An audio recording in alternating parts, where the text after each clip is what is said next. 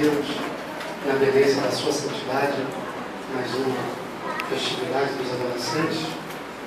Que Deus continue abençoando essa nova geração. O Senhor Deus está levantando na terra para bombardear o inferno e povoar os céus.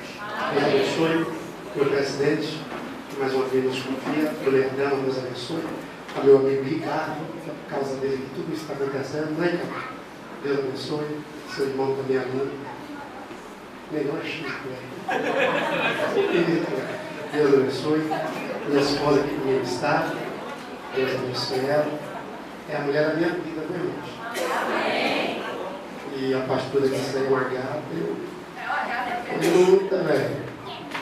Foi luta. E você que é loura, loura é cara, viu, pessoal? Fique de pé em nome de Jesus. De pé. Você que trouxe um exemplar da Bíblia Sagrada, abra comigo a sua Bíblia no livro, segundo livro que leva o nome do profeta Samuel, o capítulo de número 6. O versículo de número 16. Antigo Testamento, o capítulo de número 6. O segundo livro que leva o nome do profeta Samuel, o verso de número 16. Você que encontrou, diga amém. Amém. Quem não encontrou, diga escola dominical. Escola dominical. Domingo, né? Capítulo 6, verso de número 16. Talvez alguém que esteja do seu lado não tenha a mesma facilidade que você tem de manusear as páginas seletivas. Ajude seu amigo a encontrar. Talvez ele não tenha a Bíblia, deixa ele pegar uma carona com você, só hoje aí.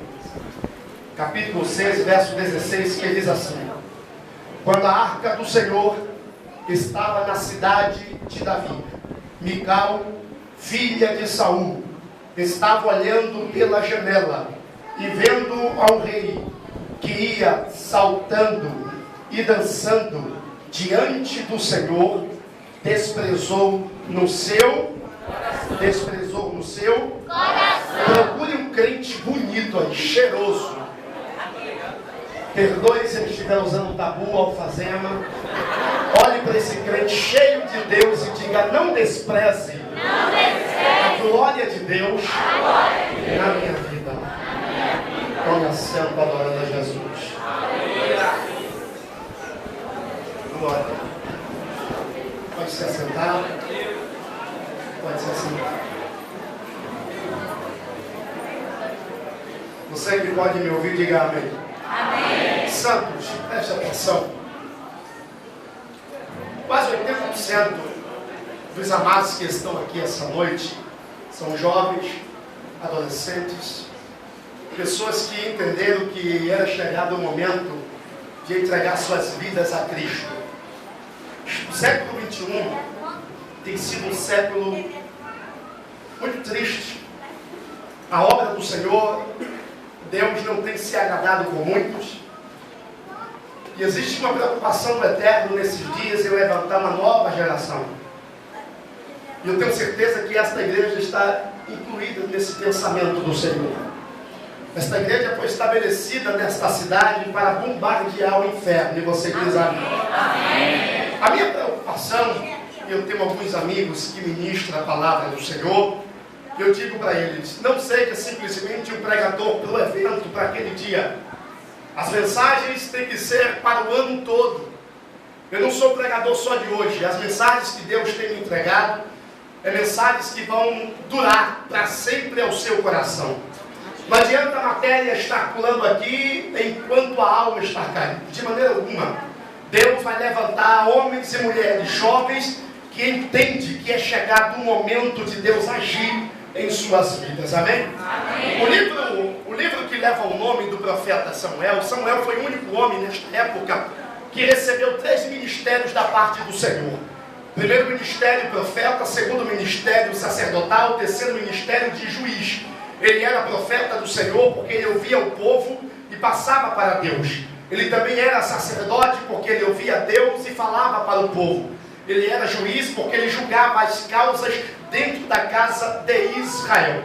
O primeiro livro e o segundo livro foi escrito pelo mesmo, mas o segundo livro, que leva o seu nome, Samuel, não está mais entre nós. E ele escreve uma das histórias mais lindas do Antigo Testamento, que Davi, quando se apodera do trono de Israel, ele se torna rei em Hebrom, e a cidade se torna a ter o seu nome. Nasceu no coração de Davi algumas coisas que nós que somos jovens, adolescentes que aqui está, precisa entender que o primeiro objetivo da igreja é adquirir a presença de Deus. Um homem sem a presença de Deus, ele não é nada. O homem sem a glória de Deus não é nada. Para que os amados tenham a ideia, Davi ele tinha na faixa etária de 14 para 16 anos de idade. A Bíblia diz que Saul estava reinando sobre Israel, porém o reinado de Saul não era um reinado firme. E o Senhor convidou o profeta Samuel, porque foi Samuel que ungiu Saul a rei. E Deus não estava mais se agradando com o reinado de Saul. O texto diz que um belo dia estava Saul esperando a presença, a vinda de Samuel. Samuel demorou, porque Saul queria ir à guerra, e antigamente ninguém tomava nenhuma decisão sem antes consultar a Deus pela vida do profeta, porque Deus não se revelava ao povo. Deus se revelava somente 3 classes de pessoas, que eram profetas, sacerdotes e os reis, quando tinham suas vidas diante do altar. Saul não tinha esse privilégio de ouvir a voz do Senhor, porque a sua preocupação era com guerras, era com palácio, era com vestimenta, era com a cadeira, era com uma coroa. O texto diz que quando Samuel chegou, Samuel estava muito triste com tudo aquilo que Saul estava fazendo com a casa de Israel. A Bíblia diz que Deus entregou uma mensagem dura a Samuel para transferir a Saul, dizendo: até quando você terá dó ou pena de Saul, havendo eu rejeitado ele, para que ele não reine mais sobre a minha casa? Disse Deus para Samuel: enche o teu vaso de azeite e vem, enviar-te-ei você ao belemita Jessé, porque dentre os seus filhos eu tenho separado, dentre os seus filhos eu tenho escolhido. Observe, você que é pai e você que é mãe, você não tem simplesmente um qualquer filho na sua casa, você tem um escolhido ali dentro. Talvez você ainda não conseguiu ver a dimensão que Deus está tomando dentro da sua família. Dentro da sua família tem projetos, no meio da sua família existem homens que Deus vai levantar nesta terra. O texto diz que de Jerusalém para Judá era 18 quilômetros. E Samuel temeu em relatar isso a Saul, pensando Samuel que Saul ia tirar sua vida. Porque para chegar em Belém, Samuel teria que passar por dentro da cidade que residia também Saul. A Bíblia diz que Saul ficou tão irado com aquilo, que Saul convidou Samuel para um sacrifício. E Deus disse para Samuel: porventura me agrado mais em sacrifício, em vez de obedecer a minha voz? Diga a ele que eu me agrado daqueles que obedecem a minha palavra imaginada. Quando Samuel transfere esta palavra, Saul está indignado, angustiado, desesperado.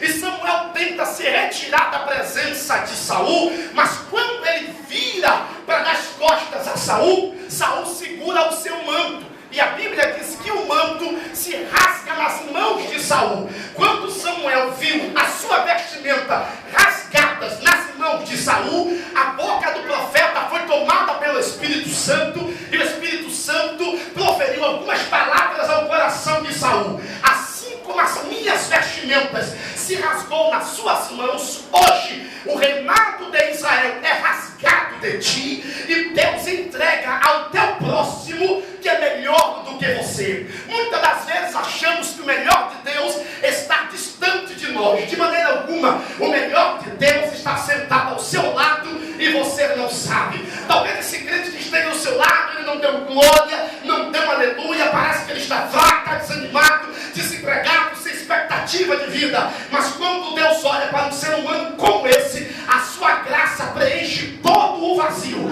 E o homem e a mulher que não é nada, com a presença de Deus passa a ser alguma coisa. Depois que Samuel foi à casa, escute-me, foi à casa do belemita Jessé, segundo a Bíblia, quando o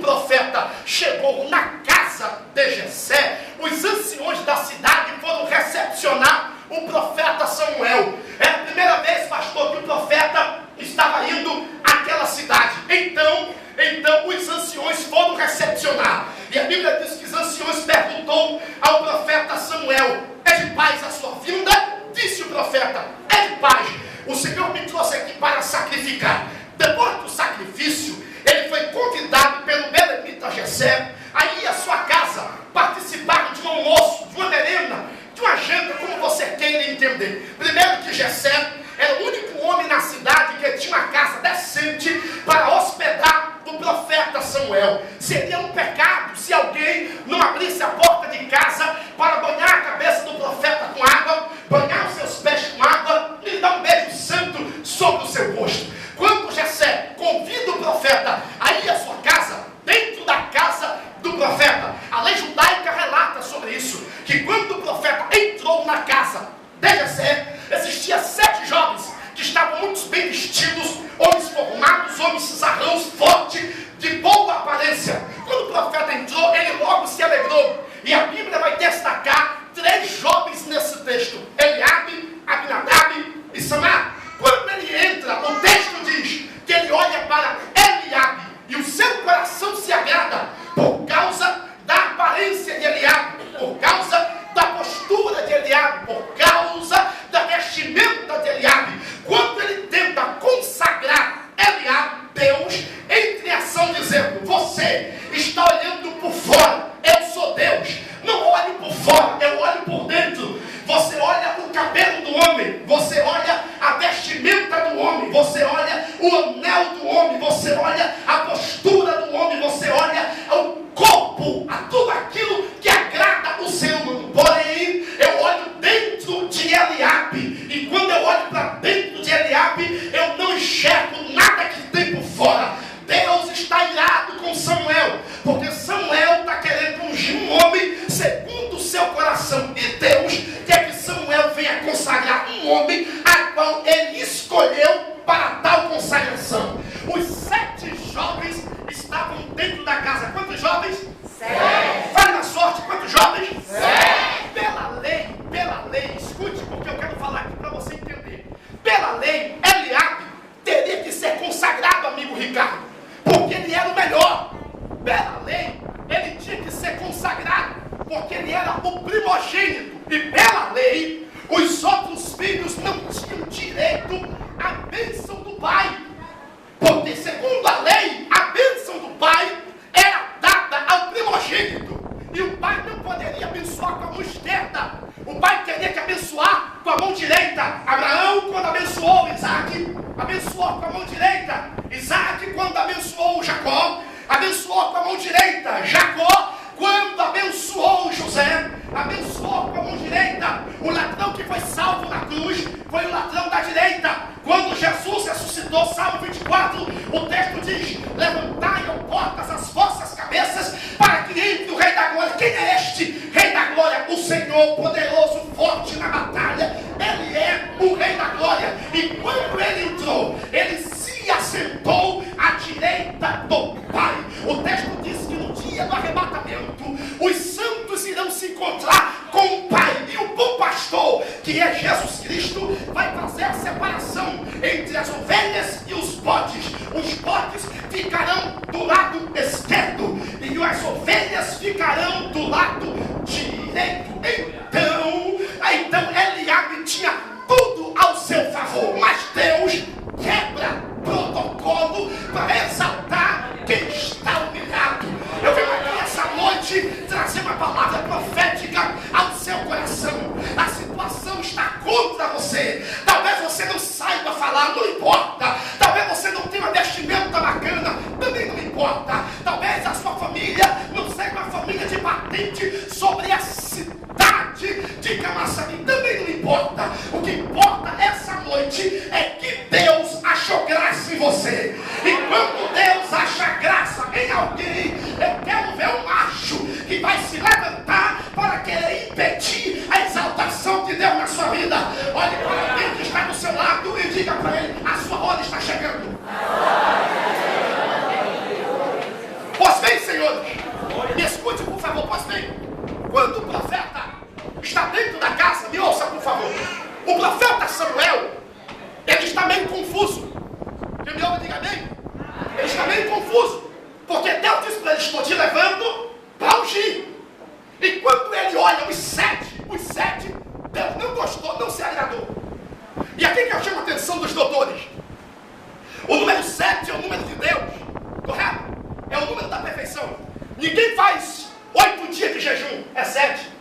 Ninguém faz 8 dias de oração, é 7.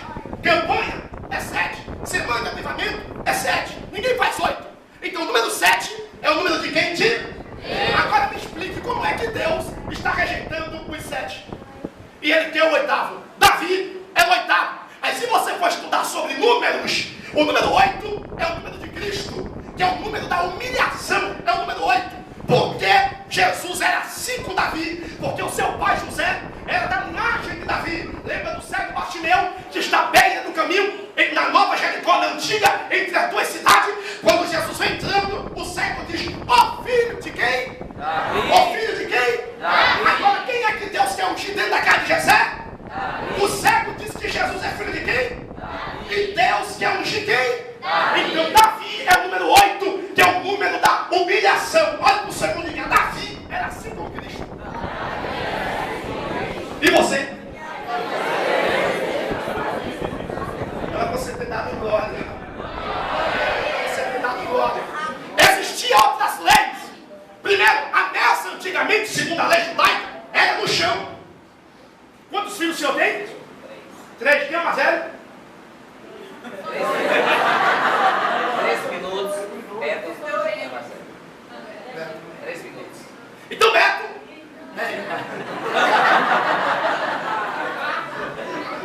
Então, Beto, pela lei, a bênção vai toda para Beto. O carro é para Beto. A casa é de Beto.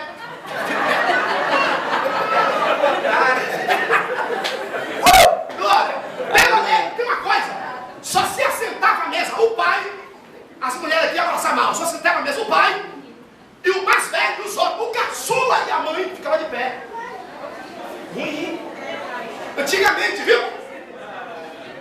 E pela lei, o caçula não poderia entrar pela porta da frente, só entrava pelo fundo. E pela lei, caçula não se assentava à mesa. Escute, para você entender a prova que Davi passava.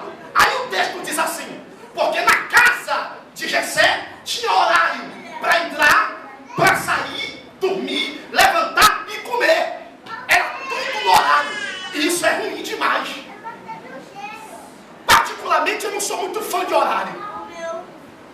Só gosto do horário para estar na casa de Deus fazendo a obra. As outras é ruim. Horário para comer, meio de ponto. É complicado. É complicado. Entendeu? Primeiro, eu não sou fã de mesa. Eu gosto de sofá. Tá me entendendo? E antigamente as pessoas só podiam se assentar sobre a mesa. E a mesa era no chão. E tem mais. E tem mais. O caçula só comia depois que os outros comiam. Dá para se entender que ele comia resto. Eu estou lhe dizendo que o tempo do resto vai acabar na tua vida. Você não entendeu. Eu vou lhe dizer o que é resto. Eu vou dizer o que é resto. Eu vou usar algo aqui muito ruim. A pior coisa que tem é frango. Galinha. Não é ruim, não? Você gosta do pé? Escute. A galinha, frangozinho. Eu estava pregando hoje de manhã em Salvador. Fizeram um evento de pastores e ovelhas. Me convidaram para pregar. E depois teve lá um mantozinho lá. E eu vi um frango. E o pregador, falei: ó, Santa, eu só como coxa, viu? Aí a mãe asa, falei. Ninguém gosta do pescoço, do pé. Assim, pelanca, não dá, Santa. Agora imagine o frango na mesa. Ele abre a primeira parte. Abinadab venha, Samar venha, o pai venha. Aí o que é resto? O que sobrava do resto, colocava dentro da marmita e dizia: leva para o miserável que está no deserto para não morrer de fome. Pense num jovem, trabalhador. Primeiro que Davi trabalhava. Segundo, Davi era esforçado. Terceiro, Davi era adorador. E quem é adorador, Deus não deixa na mão. Quando Davi recebia aquilo no deserto, Davi tinha que comer na glória. Mas nesse dia do profeta Samuel, o profeta disse assim para Jessé: acabaram-se os teus filhos? Aí o profeta daquela torçada, os irmãos estão aqui cismados: pai, não faz isso, não chama, vão passar vergonha. Porque Davi não era feio, não. Pensa em um camarada bonito. Porque a Bíblia diz que ele era de boa aparência e de boa presença. Porque tem gente que é bonito, mas a presença é insuportável. Porque ele chega, só sai falar dele. E aí, meu cabelo tá massa? E aí, gostando do meu cabelo, já tá ficando insuportável, meu filho. Sua beleza tá deixando você chata. Olha, não é? Davi não. De boa aparência, o texto diz que os seus cabelos avermelhados, longos, sua pele salpicada, que trazia um charme.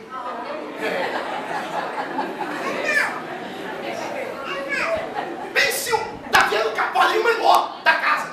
O menor aqui, não de estatura, menor por causa que ele era o caçula, o oitavo da fila. Aí o profeta Samuel disse assim: já que o teu filho não está aqui, e perceba que a gramática portuguesa diz do texto, porque quando o profeta diz para Jessé, quem é esse? Jessé diz, Eliabe. O profeta pergunta, quem é esse? Ele diz, Abinadab. Quem é esse, Samar? Todo mundo ele chama pelo nome, mas na hora de Davi, acabou teus filhos, aí Jessé diz, não, ainda falta o... tem algo errado. Quer dizer que Eliabe você chama pelo nome, Abinadab você chama pelo nome, Samar pelo nome. Na hora de Davi, menor, Davi tinha nome, irmão. Mas sabe por quê? O nome dele incomodava muita gente. Teu nome incomoda muita gente. Estão colocando defeito em você para não chamar teu nome, porque Deus vai exaltar o teu nome. Vai. E eu profetizo isso, Deus vai exaltar o teu nome sobre esta terra. Deus vai. Então tá bom. Olha o que Samuel fez. Já que ele não está aqui, da onde? No deserto, apacentando. Então, olha o que o profeta fez. Quebrou uma lei, ninguém aqui se assenta hoje para comer. Enquanto ele não? Eu estou lhe dizendo que o tempo do resto está acabando. E é chegado o tempo de você sentar na mesa e comer. Deus está preparando uma mesa para você, na presença daqueles que não acreditam no teu ministério. Vai chamar. Chamar quem? Davi. Agora escute. Vem vindo Davi. Os cabelos. Vem vindo Davi fedendo a mato. Cheirando a ovelha. Primeiro segredo. Davi estava Estava onde? É uma coisa. Só saia do deserto quando Deus mandar. Deus sabe onde você está. Deus sabe a situação que você está vivendo. E Davi estava no deserto, tocando na sua harpa. É ruim estar no deserto, às vezes. Mas Davi só saiu de lá quando Deus mandou. Aí quando alguém chega e diz, Davi, estão te chamando, observe. Primeiro ele está no. Segundo, quando ele vem vindo, a Bíblia que diz que ele se coloca à porta de casa. Se coloca onde? Depois do deserto, Deus vai colocar você na porta.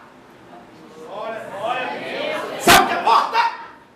Quando Davi chegava na porta, é como eu estou olhando pro varão ali, está na porta. Olha todo mundo ali para trás. Olha aí. Você sabe o que é isso? Ele chegou nesse instante. E quem chega por último, ele faz o que logo?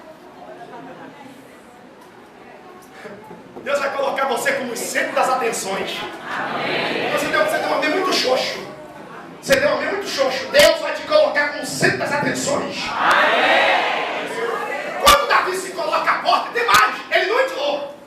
Só entre quando alguém chamar ou mandar. Quando ele se coloca à porta, a Bíblia diz que Samuel está sentado. Aí quando olha para Davi na porta, ele despreza Davi. Quando ele olha, ele diz assim, não me digas o Senhor que é isto que o Senhor tem para Israel. Deus não disse nada para Samuel, mas Samuel até errado entendeu que aquele que estava na porta era um homem. Aí Deus disse assim, já porque você olhou